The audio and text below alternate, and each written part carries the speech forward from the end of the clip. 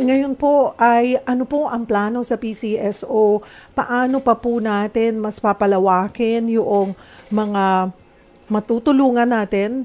Pero kailangan maraming kita ang PCSO. Kasi doon po kayo dumidepende, di ba?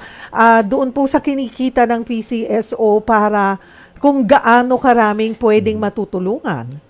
Totoo po yon, at alam po naman natin na tanging ang PCSO lamang ang binigyan ng mandato ng ating Estado na magsagawa po ng mga loterya. At kabila naman po nito ay kami rin po ang binibigyan ng mandato upang magbigay ng tulong lalong higit na may mga kinalaman sa mga health o mga medical assistance. So kaya nga po ay amin pong pinaplano, kami naman po ay malakas ang aming ugnayan ngayon ni GM na amin pa pong madagdagan yung pong aming mga palaro at ganun din po yung aming pong mga betting platform.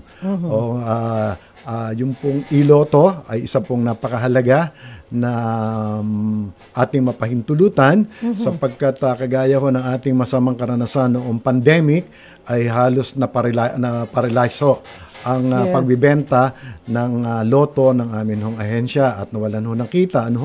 Ngayon, kung bumalik ho ang masamang karanasan iyon, ay handa na rin ho ang PCSO sapagkat meron na nga ho tayong iLotto na kung saan po ang ating pong mga bettors ay makakataya na sa pamamagitan ng cellphone.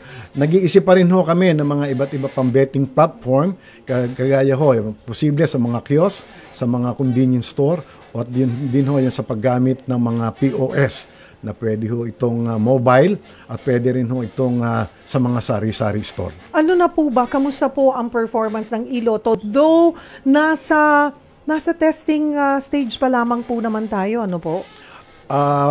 Patapos na rin po yata ang yung pong test run period. At actually ho ay nagsagawa na rin ho kami ng bidding ho ayon ho sa ating Republic Act 9184 at meron na rin hong nanalo.